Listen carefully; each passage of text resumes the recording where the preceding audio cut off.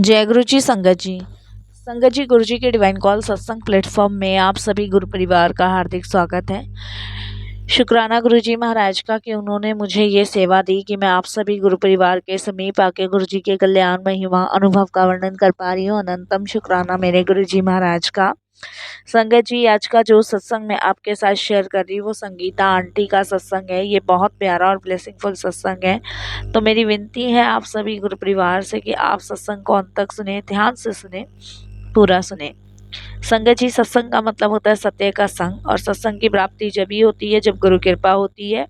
तो हम सभी बड़े भाग्यशाली हैं कि हम पे गुरु कृपा हुई और हमें सत्संग सुनने का और शेयर करने का सौभाग्य प्राप्त हुआ। तो प्लीज साथ संगत जी बिना स्किप किए सत्संग को बड़ी श्रद्धा भाव से अंत तक सुनिएगा। इसके अलावा अगर आप भी अपने सत्संग अनुभव शेयर करना चाहते हैं तो हिंदी में साफ राइटिंग में आप अपना सत्संग लिखकर हमारी जीमेल आईडी पर सेंड कर सकते हैं, ताकि आपके द्वारा सुनाए गए सत्संग से जो भी गुरुजी महाराज की नई जुड़ने वाली संगत होगी उन्हें गुरुजी के कल्याण महिमा अनुभव के बारे में ज़्यादा से ज़्यादा पता चले। सत्संग आपको पसंद आए तो आप इसको लाइक कीजिए, चैनल को सब्सक्राइब कीजिए, वीडियो को ज़्यादा से ज़्यादा संगत में शेयर कर दीजिएगा और बेल आइकन दबाना बिल्कुल भी नहीं भूलिएगा। जब भी कोई लेटेस्ट सत्संग आएगा उसका नोटिफिकेशन आपके पास आएगा। तो चलिए संगत जी, चलते हैं गुरुजी महाराज के सत्संग की ओर। सत्संग शुरू करने से पहले करते हैं गुरुजी का मंत्र जाप। ओम नमः शिवाय, शिव जी सदा सहाय। ओम नमः शिवाय, गुरु जी सदा सहाय। जय गुरु जी। संगत जी, आज जो सत्संग मैं आप सभी के साथ शेयर करने जा रही हूँ वो सिर्फ मेरा सत्संग नहीं है, मेरे जीवन की एक ऐसी कहानी है जिसे गुरुजी ने सत्संग का रूप दिया है। सबसे पहले गुरुजी महाराज के चरणों में कोटि कोटि नमन। सारी संगत जी को जय गुरु जी। जिंदगी बहुत कुछ सिखा जाती है, पर यही है संगत जी, जिंदगी बहुत कुछ सिखा तो जाती है और उस सीखती हुई जिंदगी में कई मोड़ ऐसे डरावने भी होते हैं जिनमें हमें यही लगता है कि हम कैसे बाहर निकलेंगे। मेरी जिंदगी का एक ऐसा अनुभव है जहां जिंदगी मौत से भी ज्यादा डरावनी लगने लगी थी। और सोचिए संगत जी, जब जिंदगी मौत से भी ज्यादा डरावनी लगने लगे तो इंसान सोचता है कि उसको अब कौन बचाएगा। यही सारे सवाल, यही सारा डर मेरे जीवन में था। एक माँ के लिए सबसे ज्यादा जरूरी उसकी संतान होती है। जहाँ बच्चे की सांसें अटकी रही थी, घर में रोज लड़ाई झगड़े हो रहे थे, कारोबार व्यापार सब डूब गया था और ऊपर से घर में अजीब चीजें, सारी नेगेटिविटी मानो जैसे मेरे घर में ही थी। किसकी बुरी नजर मेरे परिवार को लगी कुछ समझ नहीं आ रहा था। वहीं पे संगत जी गुरुजी ने हाथ थामा और पूरी जिंदगी का नक्शा ही बदल दिया, पूरी जिंदगी बदल दी। ऐसे में जितना उनका शुक्राना किया जाए, जितना उनका धन्यवाद किया जाए उतना कम है। उनके जीवन में आने से मेरी जिंदगी के पहलू ही बदल गए। जहाँ डर, जहाँ लड़ाई झगड़े, जहाँ मन मुटाव, जहाँ सब चीजें खत्म होने की कगार पे थी, वहीं पे गुरुजी ने संभाला है साथ संगत जी। तो मैं तो बहुत बहुत उनका धन्यवाद प्रकट करती हूँ और शुक्राना करती हूँ। मैं संगत जी पंजाब की रहने वाली हूँ। मेरी शादी पंजाब से हुई थी और मेरे हस्बैंड दिल्ली के हैं। शादी के बाद मैं दिल्ली आई। दिल्ली मेरे लिए बड़ा अजीब शहर था। पंजाब में तो संगत जी हमारा खाना पीना रहना सब कुछ अलग है। पंजाब में आप जानते हो खुले खुले घर होते हैं, खाना पीना भी पूरा देशी होता है, वहाँ की हवा, वहाँ का वातावरण सब कुछ अलग, दिल्ली से सब कुछ अलग। संगत जी, शादी के बाद जब मैं दिल्ली आ गई, दिल्ली आने के बाद बस यहाँ मन तो नहीं लगता था, क्योंकि यहाँ सभी चीजें बंद हो गई थी। ना शुद्ध वातावरण था, ना अच्छा खाना, रहन सहन, सब कुछ। आपको पता है दिल्ली भीड़ भड़के वाला इलाका है और पंजाब में तो संगत जी खुली खुली हवा, खुली खुली सांसें, खुली ताजगी भरा वो पंजाब, और कहाँ है दिल्ली। तो एडजस्ट करना मेरे लिए बड़ा मुश्किल होता था उस समय। पर लड़कियों की तो ज़िंदगी ऐसी है, जिस खूंटे से आप बांध दो उस खूंटे से ही इंसान बन जाता है। शुरुआत में सब ठीक लगता था, मन नहीं लगता था, लेकिन अपने आप को एडजस्ट किया मैंने। हस्बैंड का अच्छा बिजनेस और भगवान की कृपा, प्रभु की कृपा से मुझे एक बेटा भी प्यारा सा हुआ और एक छोटी सी खुशहाल फैमिली हमारी थी। मेरे सास ससुर भी मेरे साथ ही रहते थे। संगत जी, मेरे हस्बैंड की एक सिस्टर है जो संगत जी इलाहाबाद रहती हैं। मेरे हस्बैंड एक भाई एक बहन है और मैंने अपने आप को उस माहौल में ढाला जिस माहौल में मेरी फैमिली रहती थी दिल्ली में। लेकिन फिर भी मेरे मन में उस समय पंजाब की ही रहती थी कि वहाँ का रहन सहन और यहाँ के में बहुत अंतर है।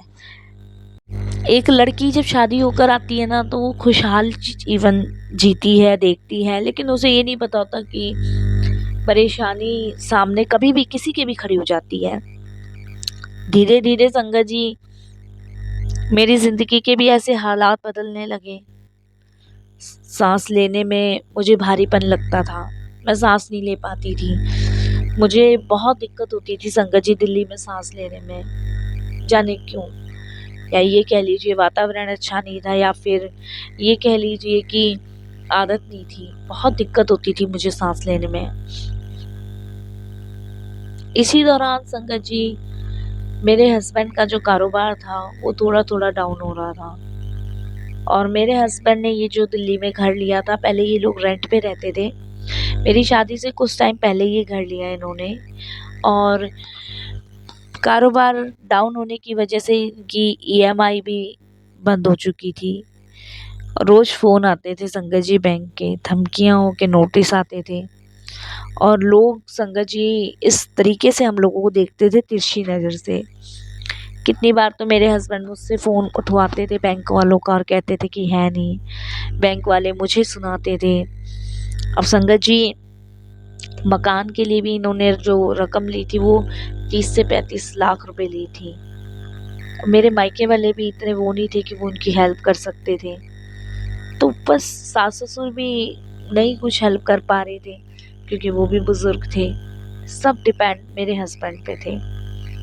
मैं सुनती थी गालियां और मन ही मन ये सोचती थी कि जीवन कैसे पलट जाता है, एकदम से लाइफ कैसे चेंज हो जाती है एक इंसान की, और मेरी जैसे हुई।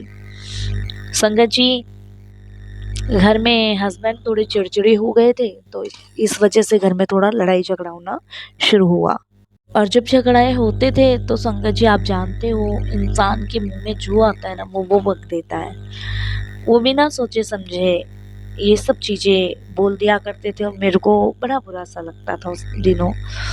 मेरे मन में आता था कि मेरी क्या गलती है, मेरे माँ बाप की क्या गलती है, मेरी फैमिली को क्यों कोसा जा रहा है कि तेरी फैमिली हमारी मदद तक नहीं कर सकते। संगत जी, मेरे पिताजी पंजाब में खेती का काम करते हैं। हमारी थोड़ी सी ज़मीन है जिसमें गन्ना और अनाज मेरे पिताजी उगाते हैं। मेरा एक भाई है, वो संगत जी छोटा ही है और अभी वो कुछ भी नहीं करता है। जो थोड़ा बहुत कमाते हैं हम लोग उसी से गुजारा करते हैं। आप जानते हो पंजाब में बड़े बड़े दफ्तर, बड़े बड़े ऑफिस तो नहीं होते हैं, लेकिन मेरे मन में सवाल आता था कि मेरे माँ बाप को क्यों कहा जा रहा है। तो इसलिए मैं रोती थी बहुत ज़्यादा। वो ये तो मुझे पता था हस्बैंड डिप्रेशन में चले गए हैं, लेकिन फिर भी मन बड़ा विचलित हो जाता था। मैं संगत जी वहाँ पे गुरुद्वारे जाया करती थी, मंदिर जाया करती थी, और जब भी मैं मंदिर गुरुद्वारे जाती थी ना, तो मेरे मन में एक सवाल उठता था। जब भी मैं भगवान के सामने, गुरु नानक जी के सामने बैठती थी, तो यही मन में सवाल उठता था, क्या सच में भगवान आप हो? और अगर आप हो तो सब चीज़ें ठीक क्यों नहीं करते? आपके सामने मैं कितना सब कुछ सोचती हूँ। यही सब चीज़ें संगत जी मन में सवाल होता था जब भी मैं पंजाब में मंदिर जाया करती थी, गुरुद्वारे जाया करती थी। और जब दिल्ली भी संगत जी मैंने मंदिर जाना नहीं छोड़ा, शादी के बाद वहाँ भी जाती थी, वो भगवान के सामने यही कहती थी। इसी बीच संगत जी, मेरे बेटे की तबीयत बिगड़नी शुरू हो गई थी। पहले उसको बुखार आया, फिर शरीर पे लाल निशान और फिर कमजोरी। संगत जी, छोटा सा बच्चा और उसको इन्फेक्शन इतने सारे हो गए ना कि मैं घबरा गई, परेशान हो गई। डॉक्टर्स को दिखाया तो डॉक्टर बोलते कि टेस्ट करवाइए। मैंने संगत जी टेस्ट करवाया तो डॉक्टर बोले शायद ब्लड में कुछ इन्फेक्शंस है। रिपोर्ट आई तो संगत जी उसमें ट्यूमर निकला। संगत जी मैं आपको बता नहीं सकती कि ये भी खुशी शायद मेरे हाथों से जाने वाली थी। वो शब्द सुनकर ना मेरे पैरों तले जमीन खिसक गई। मेरी हालत तब क्या थी जब डॉक्टर ने ये बात कही, मैं आपको बयां नहीं कर पाऊंगी। ये तकलीफ वही इंसान समझ सकता है जिसने ये सब झेला हो। डॉक्टर्स ने मुझे कहा कि आपके बच्चे को बचाना थोड़ा मुश्किल हो सकता है क्योंकि जानलेवा भी है, इसकी पूरी बॉडी में इन्फेक्शन फैल गया है। ये वही जान सकते हैं संगत जी जिसने ये दर्द, ये दुख झेला हो। और मैंने ये दर्द और ये दुख जो झेला है ना, ये मेरे लिए इतना भयानक है ना कि किसी दुश्मन से दुश्मन को भी ऐसा दुख ना झेलना पड़े। आप समझ सकते हैं संगत जी। उसके बाद तो जैसे सब कुछ उल्टा चलने लगा, सब कुछ उल्टा। जिंदगी में इतना भयानक तूफान मैंने कभी नहीं सोचा था। रातों को घर में संगत जी अभी अजीब अजीब आवाज आने लगी। मेरे बेटे की आंखें जो थी ना कभी कभी ऊपर घूम जाती थी। वो रोते रोते संगत जी बस मम्मा मम्मा मम्मा करता था। और जब वो ऊपर देखता था ना तो मुझे लगता था कि कोई इसको देख रहा है, जब भी ये ऊपर देख रहा है। मैं डर के मारे संगत जी पूरी रात जागती रहती थी। दीवारों पर संगत जी कभी कुछ परछाई दिखती थी, कभी पंखा अपने आप बंद हो जाता था। पता नहीं क्या क्या अजीब अजीब घर में हो रहा था। मैंने संगत जी घर में कहने की भी कोशिश करी, सबने संगत जी मेरी बात को यही कह के छोड़ दिया कि तुम कुछ ज़्यादा सोचती हो। एक दिन संगत जी मैंने भगवान में मंदिर के सामने दिया जलाया, वो अपने आप बुझ गया और मैं डर गई। उस दिन पूरी तरीके से डर गई, बहुत बुरी तरह डरी। मुझे कुछ समझ नहीं आया कि ये क्यों, किसने, किस लिए हो रहा है। मुझे कुछ समझ नहीं आ रहा था उस समय। मैं बहुत रोई, बस मेरे बच्चे को बचा ले भगवान। संगत जी उस पल मैं टूट तो चुकी थी, पर मेरे पति जो थे वो बोले कि मैं इसको किसी बाबा के पास लेके जाऊंगा। मेरे हस्बैंड संगत जी मेरे बच्चे को एक बाबा के पास लेके गए, जहाँ झाड़ फूक करा तो लिया पर कुछ असर नहीं हुआ। उस टाइम हमने सब ट्राई किया पर कुछ नहीं हुआ। मेरे हस्बैंड का यही मुझ पे कहना कि तेरे मायके वालों ने कर दिया है इस पे, मेरे बच्चे को मारने की सोच रहे हैं तेरे मायके, ऐसे ऐसे मुझे बोला जाता था। बड़ी परेशान थी, बहुत परेशान। संगत जी एक माँ जानती है कि उसका बच्चा उसके लिए कितना अनमोल होता है, और ऐसे में कोई उसको बोले तो आप समझ सकते हो। संगत जी डॉक्टर ने तो ऑपरेशन पहले ही बोल दिया था। बड़ी दुखी थी। फिर एक दिन संगत जी हमारे पड़ोस में रहने वाली एक भाभी जी हैं, उनको पता चला कि मेरे बच्चे को ट्यूमर है और मैं परेशान चल रही, मेरी पूरी फैमिली परेशान चल रही है। तब वो मेरे घर आए, उन्होंने घर आके मुझसे बात करी और उन्होंने मुझे बोला तुम इतनी परेशान हो, एक जगह मैं तुम्हें बताऊं अगर वहाँ चलो तो। मैंने बोला हाँ कौन सा मंदिर है बताओ। मंदिर तो मैं जाती हूँ, मैं हर एक मंदिर गुरुद्वारे जाने को तैयार हूँ। मैं कभी ऐसा नहीं करती, मैं कभी मंदिर गुरुद्वारे नहीं छोड़ा, मैंने कभी, हमेशा गई। भगवान से सवाल भी बहुत किए मैंने। उन्होंने कहा कि गुरुजी का बड़ा मंदिर है छतरपुर में। मुझे पता तो नहीं था संगत जी। मैंने उनसे पूछा कि वहाँ कौन है, पर संगत जी जैसे अंदर से मेरे भीतर से एक आवाज़ आ रही थी कि और जानूँ मैं। तब उन्होंने बोला कि वहाँ पे ना गुरुजी हैं और वहाँ पे जो है ना गुरुजी के मंदिर में ना सब चीज़ें ठीक हो जाती हैं। और देखो जिस परेशानी से तुम गुजर रहे हो ना, इस परेशानी से एक टाइम में हम भी गुजरे थे। तुम वहाँ जाओ, हर प्रकार की तुम्हारी परेशानी, दिक्कत, तुम्हारा बच्चा भी देखना ठीक हो जाएगा। इस तरीके से कहा। संगत जी मैंने उनको बोला कि आप मुझे लेके चलो, मैं लेके जाने को अपने बच्चे को तैयार हूँ। इस बारे में संगत जी मैंने अपने हस्बैंड से भी बात करी। जब मैंने अपने हस्बैंड से बात की तो संगत जी मेरे हस्बैंड ने मना कर दिया कि कहीं जाने की ज़रूरत नहीं है, किसी बाबा के पास लेके जाने की ज़रूरत नहीं है, हमने इतने उपाय कर लिए, कुछ नहीं हुआ, अब सीधे ऑपरेशन करवाएंगे। संगत जी मैं नहीं चाहती थी कि मेरे छोटे से बच्चे का ऑपरेशन हो। मेरे लिए बहुत मुश्किल था। मेरी सास बोली कि इसको जाने दे, क्या पता जिस मंदिर जा रही है वहीं से ये ठीक होकर आ जाए।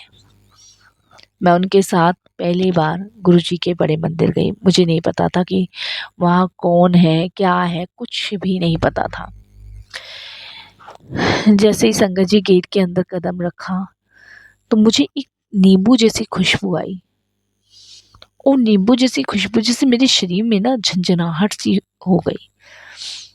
मैं उनको कहने लगी कि भाभी कहीं से नींबू की खुशबू बहुत आ रही है, जैसे नींबू का खट्टापन होता ना ऐसी।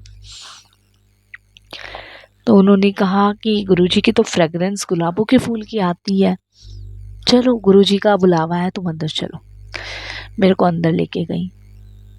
गुरुजी के स्वरूप के सामने मैं रो पड़ी, बहुत रोई उस दिन। मैंने गुरुजी को कहा कि गुरुजी मेरा बच्चा मर जाएगा, आप बस मेरे बच्चे को बचा लो। वहाँ कुछ तो था नहीं, गुरुजी का स्वरूप ही था, लेकिन उसमें बहुत चमत्कार था। डॉक्टर्स ने कहा है कि गुरुजी आप जानते हो, आप जो भी हो, मैं आपको गुरु नानक देव जी के रूप में पूछ रही हूँ, आपको हर देवी देवता के रूप में पूज रही हूँ, बस आप मेरे बच्चे को बचा लो।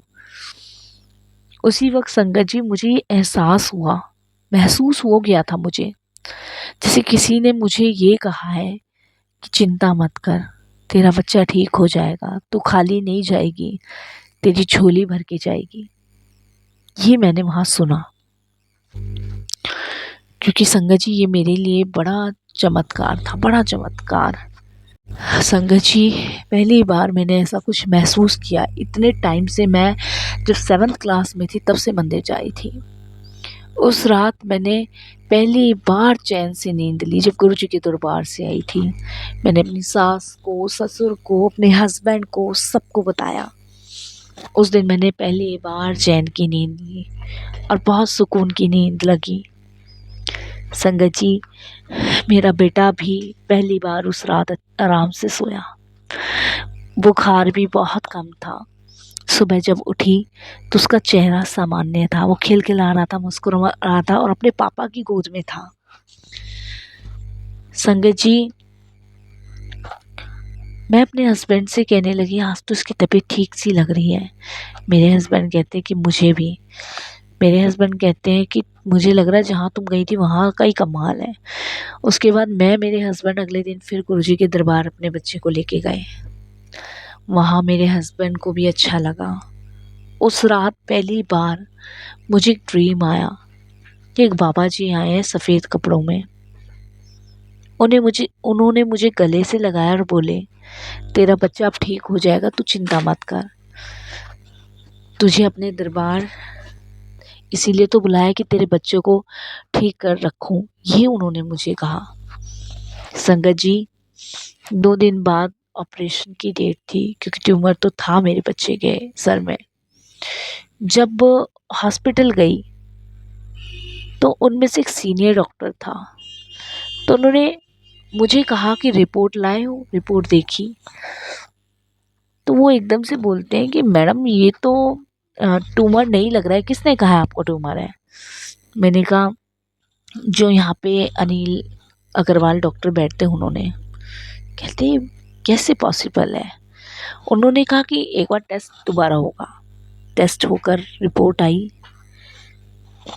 उन्होंने रिपोर्ट देखी, बोलते हैं इसमें तो ट्यूमर का नामो निशान नहीं है। वो कहते किसने आपको कहा ट्यूमर है। उन्होंने उसी समय डॉक्टर अनिल अग्रवाल डॉक्टर को फ़ोन लगाया और उनको अपने कैबिन में बुलाया। ये सब डिस्कस हुआ। तो डिस्कस होने के बाद उन्होंने वापस मेरे हस्बैंड और मुझे बुलाया। उन्होंने कहा बच्चे को तो कोई ट्यूमर नहीं है, शायद रिपोर्ट में कुछ गड़बड़ हुई है। मैं हंसते हंसते रो पड़ी और मन ही मन बोलने लगी डॉक्टर अभी मेडिकल नहीं, ये मेडिकल है, शायद गुरुजी ने सब संभाल लिया, सब कुछ ठीक हो गया। मेरा बच्चा ठीक हुआ संगत जी। इधर हस्बैंड का काम भी संभल गया था, पति का गुस्सा भी कम हुआ, घर में शांति लौट आई। जो हम डर जाते थे, आवाज़ें आती थी, जो भी नेगेटिविटी मुझे नहीं पता, वो भी कहीं ना कहीं दूर हुई।